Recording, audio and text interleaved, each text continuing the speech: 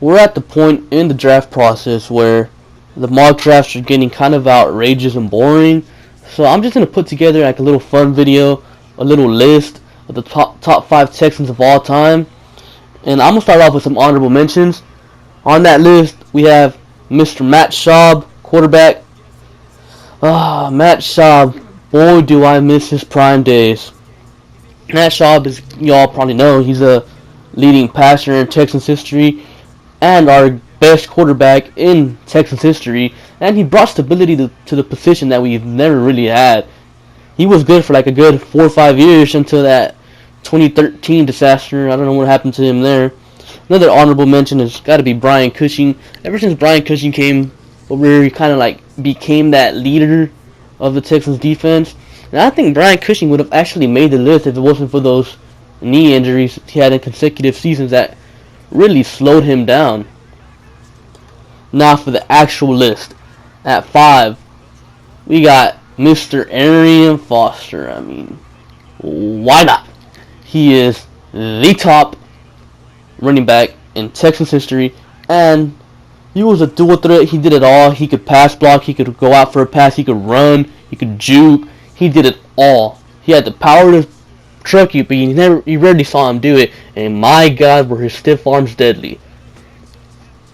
And I think, like Brian Cushing, Foster only played with Houston for what, 6 years? I want to say 5 years, and he was slowed down by soft tissue injuries. And if it weren't for those injuries, he probably still would have been in Houston. And who knows how good Arian could have been.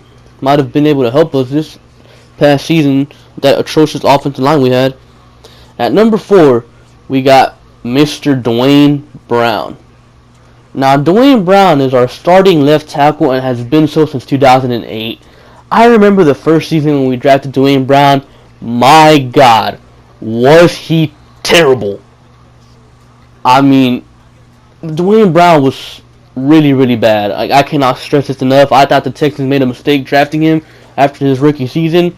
But Dwayne Brown really churned it around, and I give him props, man. It's hard to, have a absolutely terrible rookie season and then just completely churn it around and turn into one of the best offensive linemen in the NFL. And I do think he's extremely underrated all over the NFL. Not many people mention him as a top offensive tackle, but he is getting up there in age. I believe he's like 32, if I remember correctly. But he's brought stability to the offensive line since second year. He's our most consistent offensive lineman, and probably our best offensive lineman, most likely, unless you really think Greg Mancz is better than him at this point. But Dwayne Brown, I'm going to miss him when he's gone. At number 3, a lot of people might disagree with me on this, but Jonathan Joseph. Jonathan Joseph arrived here in 2011. And ever since then, the Texans secondary has been good. Before that, we had one of the worst secondaries in NFL history. You guys remember Kareem Jackson's rookie season? He was freaking garbage.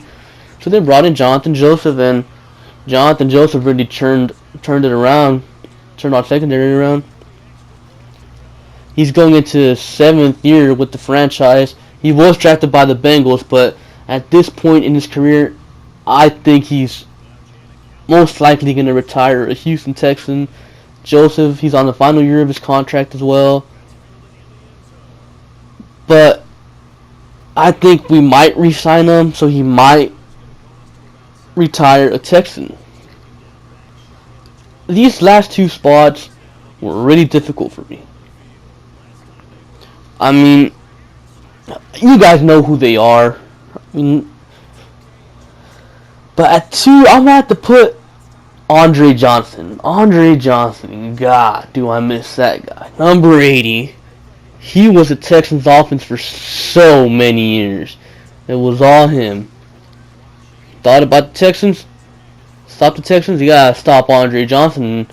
To be quite honest, that wasn't that easy. I mean, his combination of size, speed, and his hands, and his foot, he was just the perfect receiver. God. I think it was like 1,400 yards with the Texans. 14,000, I mean. This guy was an all-around monster. I mean, he didn't have many touchdowns, but most of that is due to Gary Kubiak not throwing in the red zone. He would usually just run it in with his running back. And number one, I'm pretty sure you guys know who it is. J.J. Watt. I mean, well, why not? 3-time Defensive Player of the Year. Should have had an MVP award already. But, you know, he got robbed by Aaron Rodgers. Fucking bullshit. 74.5 sacks, I believe. He leads the NFL in sacks ever since 2011. And that's considering he didn't play most of 2016.